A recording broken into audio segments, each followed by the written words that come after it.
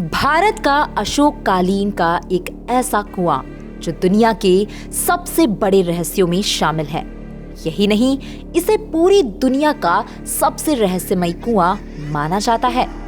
इतिहास के अलग अलग समय में इस कुएं से जुड़ी अलग अलग कहानियां प्रचलित रही। जिसने इस कुएं को जिस हाल में देखा उसने वही बताया। इसलिए ये कुआं किसी के लिए पाताल जाने का रास्ता है तो कोई इसे इतिहास का सबसे गहरा कब्रिस्तान कहता है, जहां अशोक सम्राट के 99 भाइयों की लाशें दफन हैं। तो कोई कहता है कि इस कुएं में सम्राट अशोक का अरबों का खजाना दबा हुआ है, जिसकी तलाश में जो कोई गया वो आज तक नहीं लौटा। सदी दर सदी बीतती गई, लेकिन इस कुएं की सच्चाई क्या है ये आज भी एक रहस्य बना हुआ है। बिहार राज्य के पटना शहर में मौजूद इस रहस्यमय कुएं का निर्माण सम्राट अशोक के काल में करवाया गया था, जिसे दुनिया अगम कुआं के नाम से जानती है। अगम का मतलब होता है पाताल। यही वजह है कि इसे पाताल का द्वार कहा जाता है। जब आर्कियोलॉजिकल डिपार्टमेंट ने इस कुएं की जांच पड़ताल की तो इस कुएं के बारे में जो भी पता चला वो बेहद चौंकाने वाला था, क्योंकि आज की तुलना में उस दौरान 20 फीट की खुदाई पर ही पानी निकल आता था, लेकिन ये कुआं 105 मीटर गहरा है। सवाल यही उठता है कि आखिर इतने गहरे कुएं की खुदाई के पीछे कौन सी वजह रही होगी। इस गुत्थी को आज तक कोई नहीं सुलझा पाया है।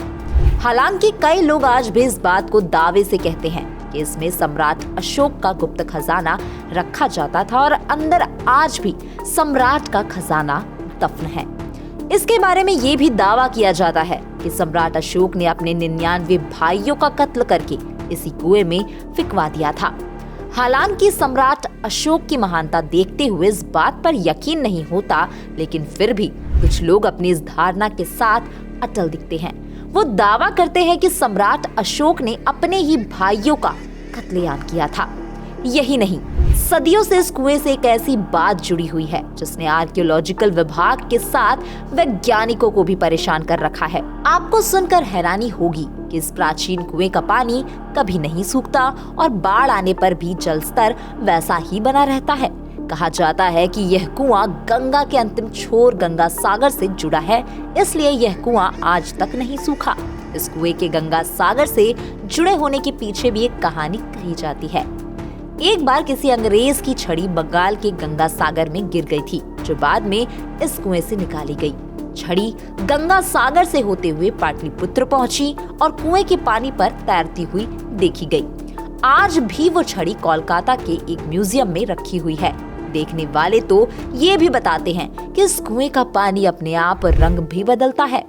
आर्कियोलॉजिकल सर्वे के अकॉर्डिंग इस कुएं को 273 से 232 ईस्वी के बीच बनाया गया था। कुएं से जुड़ा एक और दावा है जो इसे और भी रहस्यमय बना देता है। दावे के अनुसार इस कुएं के अंदर और भी कई कुएं मौजूद है, जिनमें 9 कुएं एक साथ और बाद में छोटे छोटे कुएं बने हैं। कुछ जानकार मानते हैं कि कुएं के सबसे अंत में एक गुप्त तहखाना है, जहां सम्राट अशोक का खजाना गड़ा है और इस तहखाने से कई गुप्त सुरंगें बाहर की ओर जाती है।